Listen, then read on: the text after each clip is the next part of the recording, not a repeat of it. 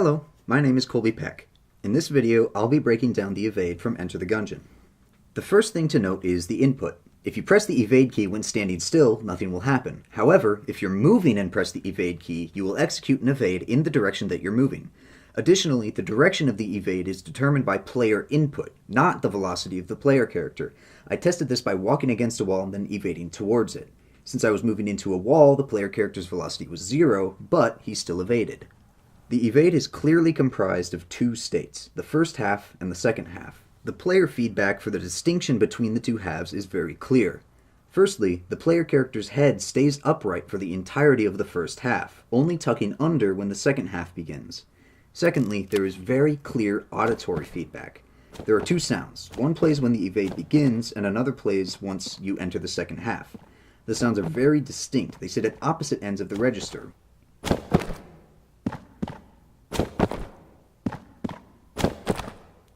Finally, the controller vibrates once you enter the second half of the evade, but not when you begin. This creates a clear tactile analog for the player.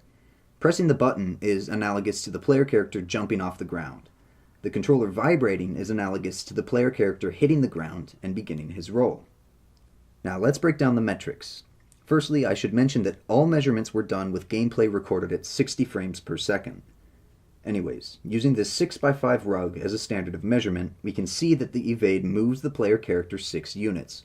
I start my evade centered over the edge of the rug at the 0 unit mark, and I finish a little bit past the 6 unit mark. Since I must be moving in order to evade, I must move a small distance before evading. This accounts for the small distance past the 6 unit mark. During the first half of the evade, the player character becomes invulnerable and moves 4 units at a speed of 0.22 units per frame. In the second half, the player character is vulnerable again and moves 2 units at a speed of 0.055 units per frame.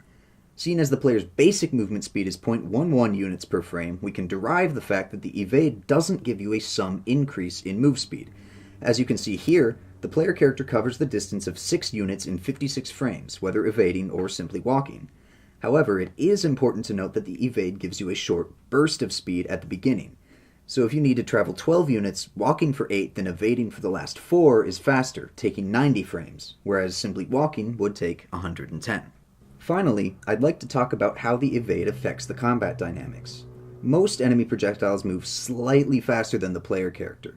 Since the evade doesn't change your average move speed, if you evade away from a projectile, when you finish the evade, the projectile will actually be closer to you than it was when you started.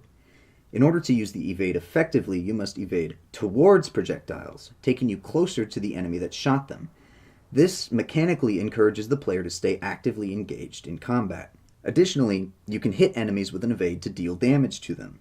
If you finish the evade next to them, you will take contact damage, but if you can manage to evade past them, you can deal damage without taking any. Additionally, if an enemy's health is low enough, you can safely evade into them to finish them off. This further encourages players to actively engage in combat. Enter the Gungeon is the most enjoyable when you're surrounded by enemies, shooting haphazardly and fighting to stay alive. However, the safest playstyle is to hang back, camp a corner, and snipe. This playstyle is repetitive and dull. The evade is built in a way that pushes players to eschew corner camping and take a more active stance in combat.